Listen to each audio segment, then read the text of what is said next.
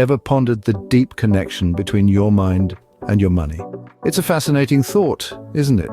A thought that nudges us to explore the intricate labyrinth of our psychology and how it influences our financial decisions. You see, our minds and money are intertwined in a complex dance. Every financial decision we make, every risk we take, every investment we venture into, it's all steered by our psychology. It's our beliefs, our attitudes, our fears and hopes that shape our financial habits. And these habits in turn shape our wealth. This connection is so profound that it can either make us or break us financially. It's the difference between a well-planned retirement and a future full of financial uncertainties. It's the difference between a life of financial freedom and a life of financial stress. That's why understanding this relationship is crucial. It's not just about earning money or spending it, it's about understanding why we do what we do with our money. It's about understanding our financial behaviors and how to navigate them towards a prosperous future, and that's what brings us here today. This video is inspired by a remarkable book, The Psychology of Money by Morgan Housel. It's a book that delves deep into the world of money and psychology, exploring how our minds can shape our wealth. It's a book that challenges our traditional beliefs about money and encourages us to think differently. So let's embark on this intriguing journey together. Let's unravel the mysteries of money and psychology. Let's discover how our minds can either be our greatest ally or our biggest obstacle in our financial journey. Remember, it's not about how much money you have, it's about how you think about money.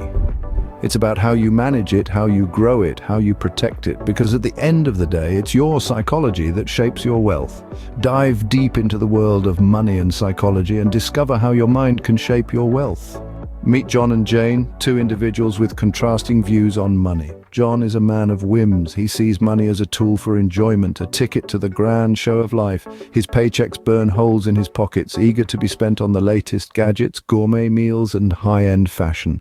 John's rationale: life is short and he plans to savor every minute of it. His spending habits can be traced back to his upbringing. Raised in an environment where the emphasis was on living in the now, John developed a psychological bias towards immediate gratification. Jane, on the other hand, is a woman of thrift. Her view of money is as a means to secure the future. She squirrels away every penny she can, investing in stocks, bonds, and real estate. Her wardrobe is modest, her car is practical, and her meals are homemade.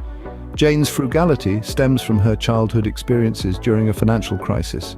This experience created a psychological bias towards security and a fear of financial instability.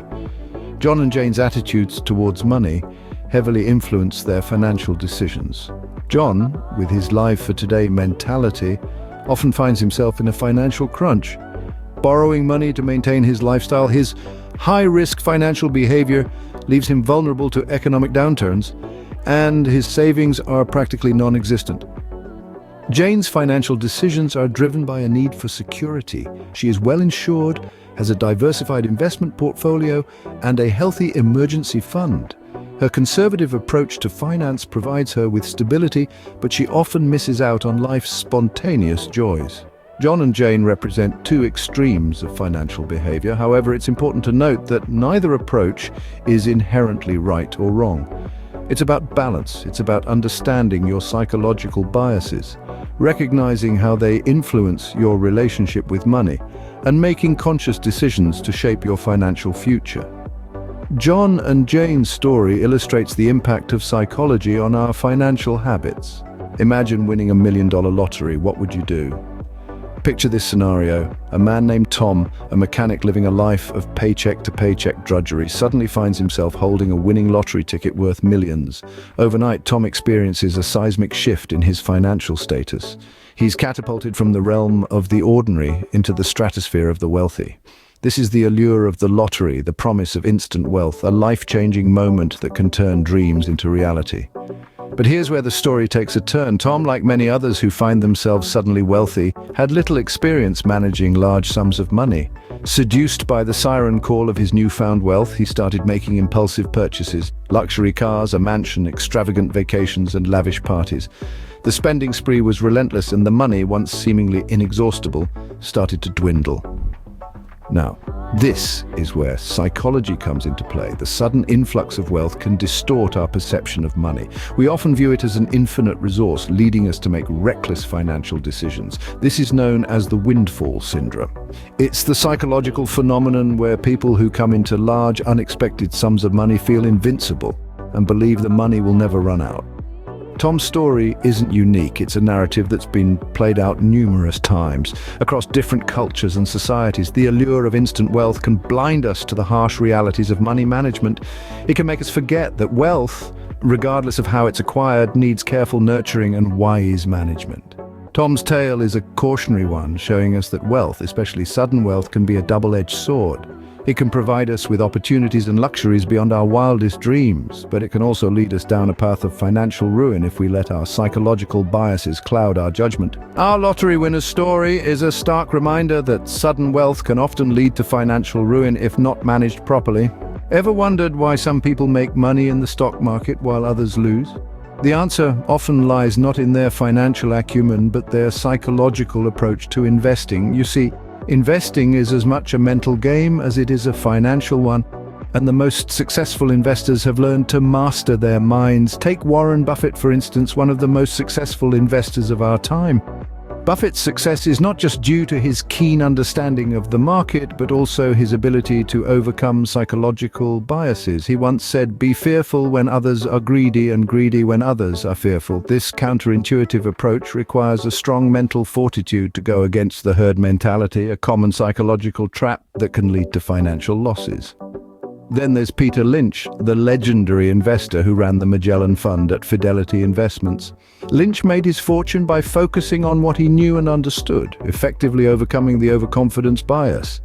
This bias often leads investors to venture into unfamiliar territories, resulting in poor investment decisions.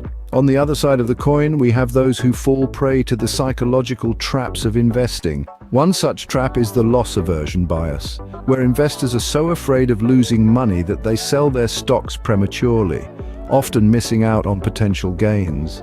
This was the case during the financial crisis of 2008, when many investors panicked and sold their stocks at a loss, only to watch the market rebound in the following years. Another trap is the confirmation bias, where investors seek out information that confirms their existing beliefs and ignore information that contradicts them. This can lead to a narrow perspective and poor investment decisions. In conclusion, successful investing is not just about picking the right stocks, but also about understanding your mind. It's about recognizing and overcoming these psychological biases and traps. It's about being patient, staying calm under pressure, and having the courage to go against the crowd when necessary. After all, as the saying goes, the stock market is a device for transferring money from the impatient to the patient. Successful investing is not just about picking the right stocks, but also about understanding your mind. Why is it so hard to save money? This question is one that many of us grapple with. You see, the crux of the matter is not just about numbers and percentages, it's deeply rooted in our psychology.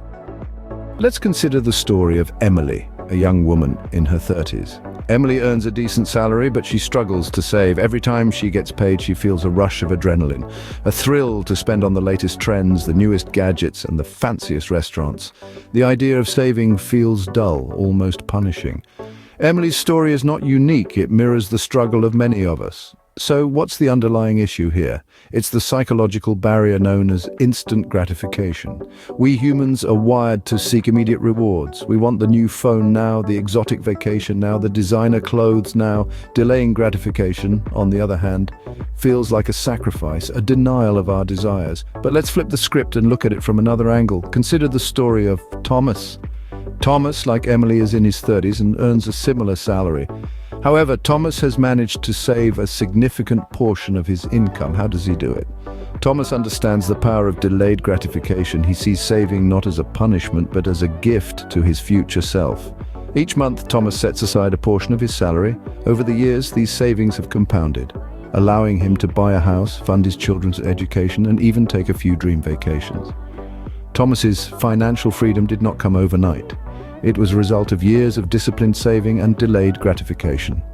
The stories of Emily and Thomas highlight the power of saving. It's not just about having more money, It's about the freedom and peace of mind that come with financial stability. So the next time you're tempted to splurge, remember that delayed gratification is not a punishment, it's an investment in your future. Saving money is more than just a financial strategy, it's a psychological challenge. Let's revisit the essential points we've discussed today. We began by exploring the intriguing connection between psychology and money. We saw how understanding this connection can shape our financial decisions, and how it's not just about the numbers and spreadsheets. It's about the stories we tell ourselves, the emotions we feel, and the biases we unknowingly carry. Next, we delved into the story of John and Jane. Their contrasting approaches to money management highlighted how our financial habits are deeply rooted in our perceptions and attitudes. John's fear of losing money led him to miss opportunities, while Jane's optimism and calculated risks brought her success. The tale of the lottery winner served as a stark reminder of the dangers of sudden wealth without the right mindset. It demonstrated how, without a deep understanding of the value of money and how to manage it, even a windfall can lead to financial ruin. Our exploration of the psychology of investing shed light on how our cognitive biases can affect our investment decisions. The fear of loss, overconfidence, and herd mentality can lead us astray. But by acknowledging these biases, we can strive to make more rational and informed decisions. The power of saving isn't just about accumulating wealth. It's about the peace of mind that comes from knowing you're prepared for the future. It's about the freedom it gives you to make choices and take calculated risks. It's a testament to the power of patience, discipline, and long-term thinking. These are the key takeaways from our journey into the psychology of money. Understanding your own financial psychology can help you make better financial decisions, manage your money more effectively, and ultimately achieve your financial goals. Remember, your mind is a powerful tool in shaping your financial future. Use it wisely. Before we conclude, here's a final thought. The journey to mastering the psychology of money is a continuous one, a path paved with constant learning, self-awareness, and understanding. It's about knowing that our financial decisions are often fueled by our emotions and biases. And it's about recognizing these triggers and making a conscious effort to make more rational decisions. You see, the realm of money isn't just about numbers and calculations.